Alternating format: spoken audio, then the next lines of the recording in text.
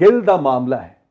गिल है कि मानता नहीं, गिल है कि रुकता नहीं। जितनी उपमा देना है, जितने विश्लेषण देने हैं, आप दे दीजिए इस बंदे को। लेकिन मुंबई वालों का दिल तो तोड़ दिया है शुभमन गिल ने अहमदाबाद में शतकीय पारी। करेंगे इसी पर बात। स्वागत है आपका ESPN Cricinfo T20 time out Hindi में, और हमारे साथ मौजूद है one and only Sanjay Manjrekar. Sanjay, क्या जबरदस्त पारी, जितनी तारीफ करें इस खिलाड़ी की कम। ऐसा लगता है कि तारीफ में हम कसीदे गढ़ते जाएंगे, सुबह से रात हो जाएगी। रात तो ऐसे भी हो चुकी है, दूसरा दिन भी आ चुका है, लेकिन ये भाई साहब जबरदस्त खिलाड़ी। जी हाँ, और स्पेशल लगते हैं। और एक स्पेशल जो टैलेंट होता है उसकी जो एक साइन होता है कि कितने जल्दी वो प्रोग्रेस कर जाते हैं। T20 क्रिकेट इनका करियर इतना लंबा नहीं है। IPL में हाल ही में आए थे अंडर 19 क्रिकेट से, लेकिन पिछले एक साल में वाइट बॉल क्रिकेट में जो उनकी बल्लेबाजी रही है, जिस तरह से 200 बनाए 50 ओवर्स क्रिकेट में, और IPL में जो स्ट्राइड्स उनके हुए, पिछले साल मैं देख रहा था कि बहुत कमिट कर रहे थे अपने आप को कि T20 के बल्लेबाज बन जाए, T20 बैटर लगे। इस साल तो T20 बैटिंग के शिखर पे पहुंच गए इतने जल्दी। छक्के मारने की काबिलियत, दूर दूर छक्के, और पूरी तरह हर एरिया में पेस और स्पिन के खिलाफ भी। और सबसे इंपॉर्टेंट चीज, अंदर से एक आत्मविश्वास अब उनको आया है कि मैं अकेला ये मैच जिता सकता हूं कोई भी। आज उन्होंने वो काम करके दिखाया। 233 सिर्फ उनकी अकेले की पारी थी, और उसके पहले CSK का जो मैच था वहां पर भी वो अकेले CSK के खिलाफ मैच जिताने की कोशिश कर रहे थे। बेशक पिछली 4 पारी 3 शतक, और यही वजह है कि रविवार को फाइनल में अपनी टीम को इन्होंने पहुंचा दिया है संजय। और संजय, एक चीज और, एक जो आंकड़ा हम देखें यहां पर, 850 से ज्यादा इनके रन हो चुके हैं। सबसे ऊपर खड़े हैं इस वक्त विराट कोहली 973 रन के साथ, दूसरे पर जॉस बटलर अभी अभी 851 पर ये आ गए हैं, फाइनल बाकी है, और डेविड वार्नर 848। ये 4 खिलाड़ी जो 800 के ऊपर है। पर आप देखिए, जो हमने हाईलाइट भी कर रखा है, स्ट्राइक रेट सबसे ज्यादा इस फहरिस्त में इस बंदे की। और जब अभी पोस्ट मैच प्रेजेंटेशन में पंड्या से यह सवाल किया जा रहा था, तो उन्होंने कहा था मुझे तो लगता ही नहीं है जिस अंदाज में ये खेलते हैं कि इतनी तेज बल्लेबाजी करेंगे। बिल्कुल सीधे बल्ले से, आराम से, सहजता के साथ। स्ट्राइक रेट देख लीजिए आप। जी हाँ, और इसका कारण ये भी है कि ये जो नई पीढ़ी है बल्लेबाजों की, देखिए विराट कोहली और रोहित शर्मा थोड़े से पहले जनरेशन के बल्लेबाज है, जो अपने 5-6 साल के बाद T20 cricket, IPL cricket I, जब उन्होंने क्रिकेट खेलना चालू किया हाईएस्ट लेवल पे, तो कहीं ना कहीं थोड़ी सी उनको एडजस्टमेंट करनी पड़ी। जैसे हमारे टाइम में टेस्ट क्रिकेट से 50 ओवर्स में, लेकिन ये जो नई पीढ़ी है T20 क्रिकेट के लिए ऑलमोस्ट रेडीमेड, जैसे शर्ट आता है सीधा पहनो, वैसे T20 के लिए बिल्कुल रेडी लगते हैं। तो वो इनमें खासियत है। और एक दूसरा हॉलमार्क उनका ये है कि सिर्फ नॉर्मल जब खेलते हैं, नॉर्मल बिना सोच के कि मुझे आज आक्रामक खेलना है, उनका स्ट्राइक रेट 140-150 के करीब जाता है। तो ये दर्शाता कि बहुत ही स्पेशल खिलाड़ी है। अगले 10 साल के लिए भारतीय टीम की सबसे बड़ी खबर, सबसे बड़े खिलाड़ी पोटेंशियली, देखिए इंडियन क्रिकेट की ये महानता है कि हर जनरेशन में एक महान बल्लेबाज भारत ने पैदा किया हमेशा।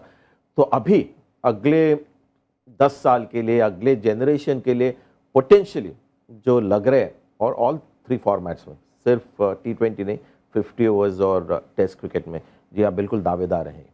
बिल्कुल संजय। और संजय, दूसरी तरफ अब अगर जिक्र हम करें इस मुकाबले में, कहाँ चूक हो गई मुंबई से? उनके लिए क्या सिर्फ एक टॉस ऐसी चीज थी जो उन्होंने जीता, और वो भी शायद अगर हार जाते तो गुड टॉस टू लूज कहते, क्योंकि तब वो पहले बल्लेबाजी करने के लिए उतरते वहां पर। ऐसा हो सकता है, जैसा गुजरात को हम जानते हैं। उसके बाद क्या उनके साथ घटित हुई? एक जो कैच शुभमन गिल का छूटा, उसने वो मोमेंटम छीन लिया।